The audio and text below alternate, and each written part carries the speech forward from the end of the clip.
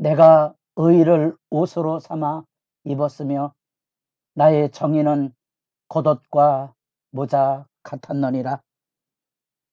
새벽을 깨우는 거룩한 기도자 여러분, 주의 말씀 앞에 하나님의 지혜가 살아있어 하나님이 만물을 만들어 가시듯이 여러분의 삶 안에 참된 지혜를 통하여 하나님의 그 놀라운 통찰을 힘입어서 복 있는 삶의 가꾸어감이 풍성하기를 소망합니다.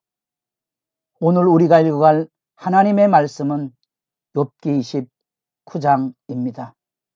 우리의 욥기를 통하여 28장이 은혜의 분수령이라 그랬습니다. 그 안에 담겨져 있는 주를 경외함이 지혜요 악을 떠남이 명철이니라, 이 놀라운 은혜의 분수령을 정점으로 29장에서 31장까지 드디어 욥의 그 고단한 논쟁 속에 하늘의 찬양을 불렀지만 현실의 삶 앞에 무너진 그여 넋두리와 같은 독백이 29장, 30장, 31장으로 이어지게 되고, 뜻밖의 아주 독특한 인물 엘리후가 하나님이 나타나서 욥과의 만남을 이루어가는 내용을 지금 우리가 읽어가고 있습니다.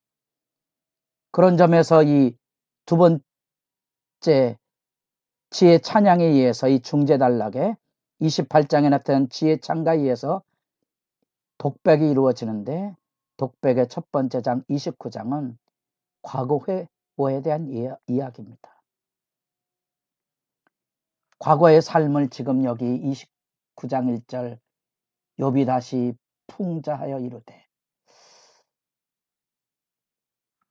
또다시 마샬이라는 말을 쓰며 27장에서 나타났던 어쩐 친구들과의 논쟁 안에 그들에게 대한 비평을 담아내고 있는 내용처럼 29장에 이 진리와 진실에 대한 논쟁과 성축 앞에 엎어져 있는 자신의 모습을 표현하고 있는 말입니다. 그것이 바로 이것입니다. 하나님과 동행하던 아름다운 시절이 있었다. 사람과 더불어 그들을 돌보고 존중받았던 아름다운 시절이 있었다 하는 그 내용이 욥이 풍자하여 이르되, 이 아픔이 느껴지십니까? 지난 세월 하나님이 나를 보호하시던 때가 다시 오기를 원하노라 엎어져 있는 거지요.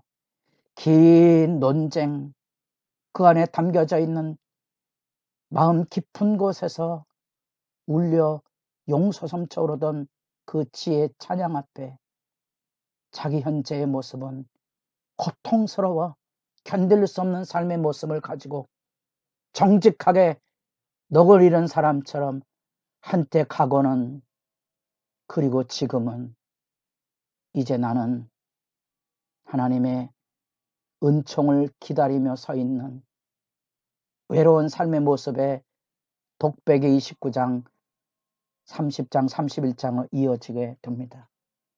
첫 번째 등장하는 이 29장이 과거의 회고인데 1절로부터 6절까지 하나님으로부터 받았던 그 은혜의 이야기를 고백하고 증언하고 있습니다. 등불이 내 머리에 그의 빛이 우리 힘입어 등불, 빛, 이런 개념을 통하여 하나님이 보호하시고 지켜주셨던 은혜를 기억해내는 거지요. 은혜를 기억해내는 겁니다. 민수기 6장에 제사장의 축복이 있습니다. 여호와는 내 길을 비추사 내 믿음의 걸음을 비추사 복 주시기를 원하는 그 제사장의 축복, 시 23편에 나와 함께 하시던 부족함이 없던 시절에 대한 찬양과 감사가 여기에 담겨져 있습니다. 내가 원기가 왕성할 때 마치 가을의 모든 열매가 익어가는 것처럼 내 인생에 성숙되었던 그 자리, 내 장막에 기름을 발라주었던 하나님의 그 은총의 역사. 왜 그렇습니까? 온전했기 때문에 그렇습니까? 까닭 없는 거죠. 과분한 은혜. 과분한 은혜가 눈물이 쏟아지는 거예요. 욥기의 핵심 주제어가 까닭 없이란 말이라 그랬습니다. 하나님이 과분하게 까닭 없이 은혜를 부어주셨는데 지금 욥의 절규는 그것입니다. 나는 왜 이토록 고난을 당해야 되는가? 까닭없는 회방이기에 억울하다고 지금 항변하고 있는 거 아닙니까? 친구들은 까닭이 있다고 말했고 마귀는 까닭이 있다고 말했지만 주신 이도 까닭 없이 은혜를 베풀었고 이제 거두시는 이도 까닭 없이 나를 거두셨다는 욥의 입장으로 돌아가 이 은혜의 회고가 눈물 나는 장면이고요. 그리고 진정한 의미의 지혜가 뭔지, 믿음 생활이 뭔지, 우리가 지금 하나님의 나라를 기다린다는데 천국이 어디 있습니까?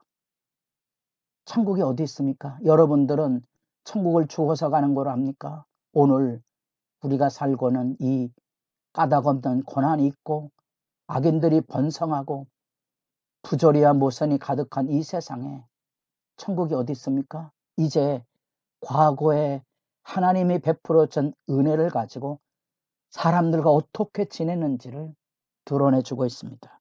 이게 천국이고 이게 믿음 생활입니다. 그래서 거기 보면 젊은이들도 나와 함께 있어 나를 둘러섰고 노인들이 일어나는 거예요. 존경이 표시지요. 유지들인 말을 삼가고 손으로 입을 가르며 지도자들은 말소리를 낮추었으니 나를 축복하고 나를 증언했다는 거지요. 왜? 욥이 지혜의 삶을 살았고 은혜를 베풀었기 때문에 그런 거지요. 12절부터 그 하나님의 뜻에 아름다운 삶, 빈민과 고아와 과부를 돌보아서 14절에 중심 구절이거든요. 내가 공의를 옷으로 삼아 입었으며 나의 정의는 겉옷과 모자 같았느니라. 강조합니다. 제다크와 미슈파트라는 히브리어를 강조하는 의미를 아셔야 됩니다. 똑같은 얘기가 아니고요. 이게 같은 개념으로 반복되고 서로 통용되는 놀라운 얘기인데 전부 관계에 대한 얘기고 법적인 정당성뿐 아니라 약자를 돌보는 긍휼의 시각을 가지고 있는 정의. 그래서 욥기를 통하여 따뜻함을 배워야 된다고 그랬습니다. 여러분은 그 누군가에게 따뜻함이었습니까? 그게 정의입니다. 오늘날의 현실에 외쳐지는 정의를 외치는 사람들의 도덕적 정치적 외침은 공허한 외침과 같습니다. 그 안에서 정의와 공평이 실천되는 그 아름다운 삶의 의미를 여러분들이 이해하셔야 믿음으로 살아가는 게 뭔지, 하나님의 지혜가 뭔지, 그 마지막 25절 왕이 군대 중에 있는 것과도 같았고 애곡하는 자를 위로하는 사람과도 같았으리라.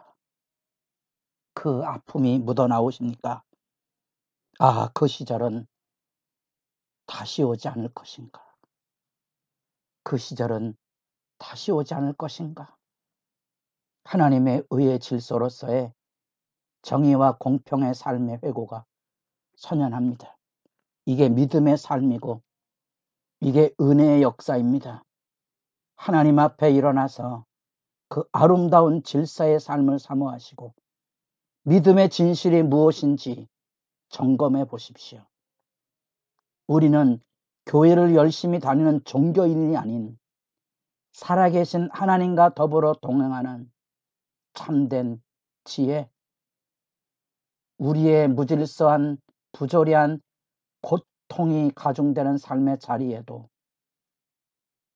하나님의 놀라운 은혜로서 그 모든 것을 아름답게 가꾸고 살피는 그 지혜, 그 경외함, 그 욥의 행적, 친구들이 비난했던 욥의 실제 삶의 모습, 하나님의 돌보심과 축복의 강수가 흘러넘쳐 젊은이들도 노인들도 유지들도 지도자들도 입을 삼갈 만큼의 사람의 마음 앞에 울림 있는 경건, 그 받은 은혜를 따라 베풀고 돌보는 사랑과 존중의 복된 삶의 회고 속에 담겨져 있는 믿음의 진실을 여러분도 짚어 가시고, 이것이 믿음의 길입니다.